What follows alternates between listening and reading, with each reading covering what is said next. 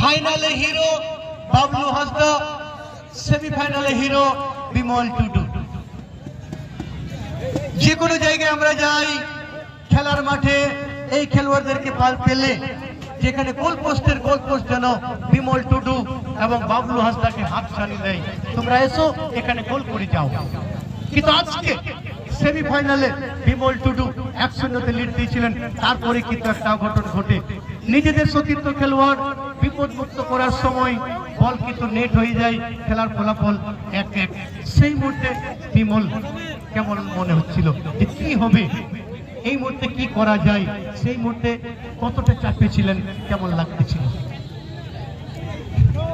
এই মুহূর্তে অনেকটাই চাপ লাগছিল, কারণ এক গোলে আমরা এগিয়েছিলাম, তারপর আমাদের দোষে গোলটা শোধ হয়ে যায়।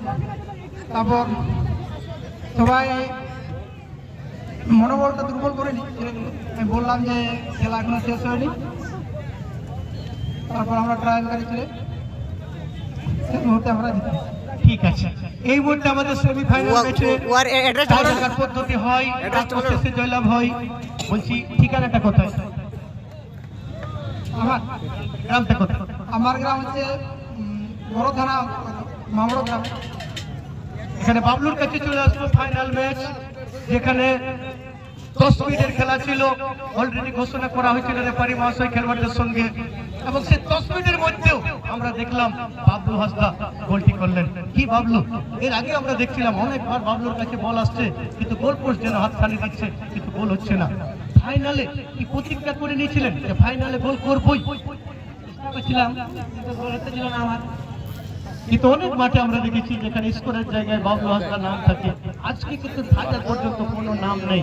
সেই মুহূর্তে ফাইনালের আগে চাপে ছিলেন কি? চাপে ছিলেন না। যাক, বাড়িটা কোথায় ভাইটি? অ্যাড্রেস বলো।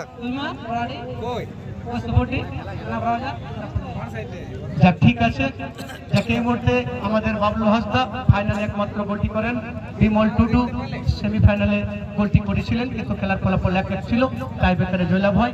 আজকে চ্যাম্পিয়ন অভিজিৎ একাদশ বুকা সাঁওতালডি ফুটবল টিমের পক্ষে বিমল এবং বাবলুরা।